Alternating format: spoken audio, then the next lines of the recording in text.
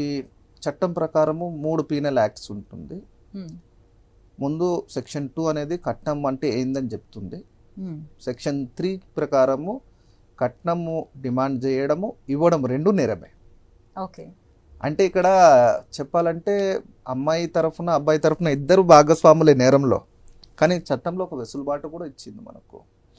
Section 7 ఈ చట్టంలో ఏముంటుందంటే కాగ్నజెస్ అని ఉంటుంది. దాంట్లో ఏంటంటే అమ్మాయి వాళ్ళకి చట్టంలో శిక్ష ఉండదు. ఓకే. వాళ్ళు ఇస్తున్నారు కదా, కట్నం ఇవ్వడము నేరము, కట్నం తీసుకోవడం కూడా నేరమే. సో అలా నేరం ఉన్నప్పుడు అమ్మాయి వాళ్ళకి కూడా శిక్ష పడాలి కదా. సో ఆ ఒక ఎగ్జామ్షన్ సెక్షన్ 7లో ఇవ్వడం జరిగింది. సో సెక్షన్ 3 ప్రకారం కట్నం ఇవ్వడం తీసుకోవడం నేరమైనప్పుడు కట్నము డిమాండ్ చేసి తీసుకుంటే 5 సంవత్సరాల వరకు జైలు శిక్ష ఉంటుంది.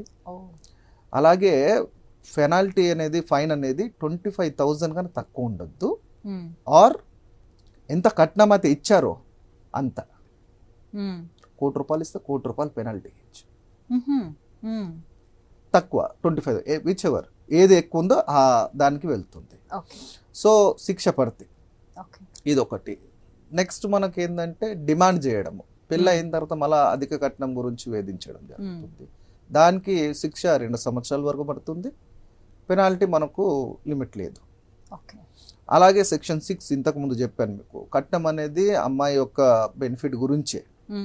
అలాగా ఆ వస్తువు లేదంటే ఆ కట్నము పెళ్ళి అయిన తర్వాత 3 నెలల లోపల తిరిగి ఇవ్వకపోతే కేసు పెట్టుకుంటే అది మళ్ళీ రుజువు అయితే, కట్నం ఇచ్చినట్లు రుజువు అయితే దానికి 2 సంవత్సరాల వరకు జైలు శిక్ష ఉంటుంది.